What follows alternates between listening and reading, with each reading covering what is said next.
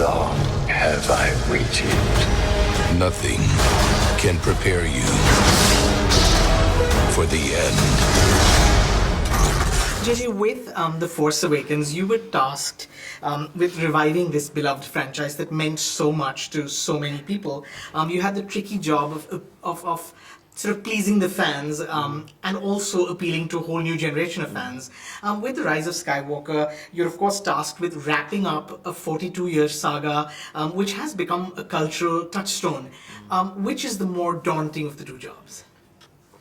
Ending it without question was more difficult at every turn, and it was vaguely terrifying, the prospect of doing this film, and that was the reason I wanted to do it, because it felt like a huge, blindingly tricky challenge, Right. and yet I always felt that the opportunity, if we could do it right, was greater than the challenge of it.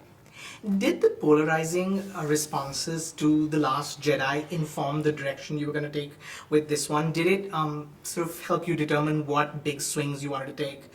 Did it make you second guess whether the fans would like or not like the choices you were going to make? The weird thing about working on this movie and Force Awakens both was that you're both second guessing, triple guessing, quadruple guessing, Right. and you're saying I have to go with my gut. And it's a weird thing because you know your brain can be doing all sorts of work, but your gut is sort of immovable and tells you this is the thing that feels right. But of course, it's a process. Right. I got to work with Larry Kasdan on Force Awakens and Chris Terrio on Rise of Skywalker. I was, in very good company with these people. And my experience in telling the story was, of course, informed by everything that we inherited on everything before we did Force Awakens, on everything that we inherited before we did Rise of Skywalker.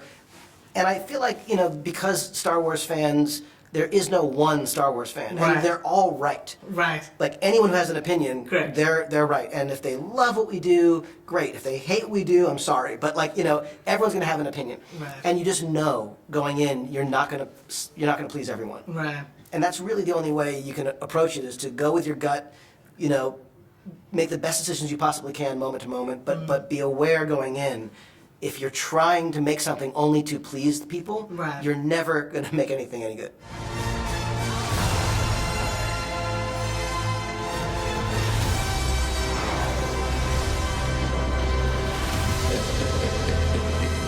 JJ, Bob Iger, the CEO of Disney, he revealed in his memoir recently that I've never heard of him. Who? that of course George Lucas felt betrayed when he figured out that y'all weren't going ahead with the ideas that he had suggested for the plan ahead for Star Wars. You had a meeting with George while prepping this one, and you've said that it's a gift to be able to sit with him and talk to him about these movies. Were you anxious to know how he felt about the way that you were going to wrap up this thing that he started? When we met with him, it wasn't pitching him anything. Right. It was just to hear anything he had to say, because we wanted to hear anything he wanted to talk about. And a lot of what he did talk about, the Force, sort of larger themes, larger ideas, were things that we honored and tried to adhere to as we made the movie. But, sitting and talking to George Lucas is something that, is still... a part of me is still amazed Right. that I have ever gotten to do that or get to do that at all.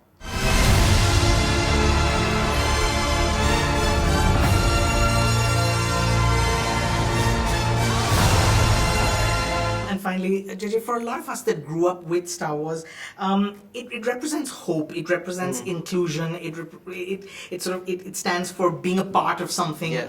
larger. There are bits in the new trailer that give a strong sense of that. The coming together of this team. John Williams' swelling score. Can you talk about about doing that? And was it in a sense doing what you wanted to see as well?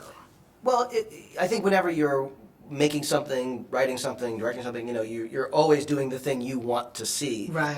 I think. Unless someone doesn't. But I guess given the opportunity to do whatever it is that you feel is right, you do the thing you want to see. And everything you just talked about, was really important to me.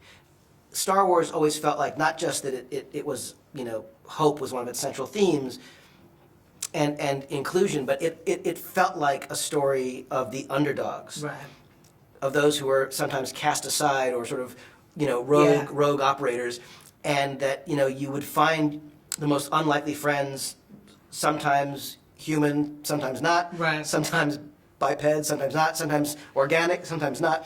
But the idea that the universe sort of opened up and became full of possibility and opportunity, as someone who always felt somehow other, it was a place where I thought, oh, I can belong here. Right. Anyone can belong here, and there was a beauty in that. So it was something that in working on these films, it was part of the fabric that had already been established, Right. and I was really happy to continue that. Sure. Thank you, and can't wait to watch this. I can't wait to see it. Cheers. Thank you so much. Thank you.